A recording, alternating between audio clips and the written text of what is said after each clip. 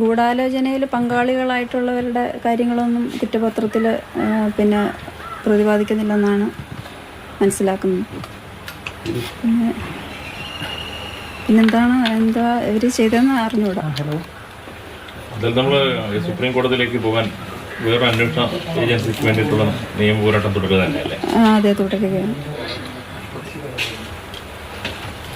നിയമ നടപടിയുമായി മുന്നോട്ട് പോകുമെന്ന് തന്നെയാണ് കുറ്റപത്രത്തിൽ തൃപ്തിയില്ല എന്ന് തന്നെയാണ് നവീൻ ബാബുവിൻ്റെ കുടുംബത്തിൻ്റെ ഭാഗത്തുനിന്നുള്ള പ്രതികരണം. നേരത്തെ സഹോദരനും ഇപ്പോൾ ഭാര്യ മഞ്ജുഷയുമാണ് പ്രതികരിച്ചത്. അതായത് ഈ ഗൂഢാലോചനയെക്കുറിച്ചുള്ള കൂടുതൽ വിവരങ്ങൾ, അതിൽ ആരൊക്കെയാണ് പങ്കാളികളായത് എന്നതിനെക്കുറിച്ചുള്ള അന്വേഷണമൊന്നും ഉണ്ടായിട്ടില്ല എന്ന നിലയ്ക്കാണ് പ്രവീൺ ബാബു നേരത്തെ സംസാരിച്ചത്. എന്തായാലും നേരത്തെ പറഞ്ഞതുപോലെ PP ദിവ്യയുടെ അധിക്ഷേപകരമായ പരാമർശങ്ങളാണ് ഈ ആത്മഹത്യയിലേക്ക് അദ്ദേഹത്തെ നയിച്ചത് എന്നാണ് ഈ കുറ്റപത്രത്തിൽ പറയുന്നത്. മറ്റു കൂടുതൽ വിശദാംശങ്ങൾ അതിലുണ്ടോ? ഇത് എത്രത്തോളം ആസൂത്രിതമായിട്ടാണ് ഇങ്ങനെ ഈ യാത്രയപ്പ് ചടങ്ങിലേക്ക് ദിവ്യ എത്തുന്നത്?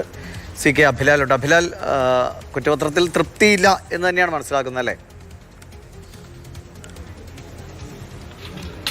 അതെ, തുടക്കം മുതൽ കുടുംബം ആരോപിക്കുന്ന ഗൂഢാലോചന എന്നുള്ള വിഷയത്തിലേക്ക് അന്വേഷണം പോയിട്ടേയില്ല എന്നുള്ള ആക്ഷേപം അവർ ആരോപിക്കുകയാണ്. വീണ്ടും തന്നെ ആ നിലപാട് തന്നെ അവർ തുടരുകയാണ്. ചുരുക്കത്തിൽ SIT, ലോക്കൽ പോലീസ് എന്നത് മാറി SIT എന്നുള്ള തരത്തിൽ അന്വേഷണ സംഘ തലവന്മാരിൽ ചില മാറ്റം വന്നു എന്നതിൻ്റെ ഫലമൊന്നും അന്വേഷണ റിപ്പോർട്ടിൽ അല്ലെങ്കിൽ കുറ്റപത്രം അതിൻ്റെ വിശദാംശങ്ങൾ പുറത്തു വരുമ്പോൾ മനസ്സിലാക്കാനാകുന്നില്ല. ചുരുക്കത്തിൽ പൂർണ്ണമായ അതൃപ്തിയാണ് കുടുംബം രേഖപ്പെടുത്തുന്നത്. കൈക്കൂലി നവീൻ ബാബു വാങ്ങിച്ചിട്ടില്ല എന്നുള്ളത്, അതോടൊപ്പം തന്നെ വാങ്ങിക്കുന്ന ആളല്ല എന്നുള്ള കുടുംബത്തിൻ്റെ ആദ്യത്തെ നിലപാട്, അവർ അത് അന്വേഷണത്തിലൂടെ പുറത്തു വന്നിട്ടുള്ള ആശ്വാസം കുടുംബാംഗങ്ങൾക്കുണ്ട് എങ്കിൽ പോലും ഈ അന്വേഷണത്തിൻ്റെ കണ്ടെത്തലുകൾ പൂർണ്ണ രീതിയിൽ സംശയങ്ങൾക്ക് ദൂരീകരിക്കുന്നതല്ല എന്ന് തന്നെയാണ് കുടുംബത്തിൻ്റെ അഭിപ്രായം. അതുകൊണ്ട് തന്നെ മറ്റൊരു ഏജൻസി, പ്രത്യേകിച്ചും കേന്ദ്ര അന്വേഷണ ഏജൻസിയായ CBI ഈ വിഷയം പരിശോധിക്കണമെന്നുള്ള ആവശ്യം ഉന്നയിച്ചുകൊണ്ട് സുപ്രീം കോടതി സമീപിക്കുന്ന കുടുംബം നേരത്തെ അറിയിച്ചിട്ടുള്ളതാണ്. ആ നടപടികളുമായി മുന്നോട്ട് പോകാൻ തന്നെയാണ് കുടുംബം ഇപ്പോഴും തീരുമാനിച്ചിരിക്കുന്നത്.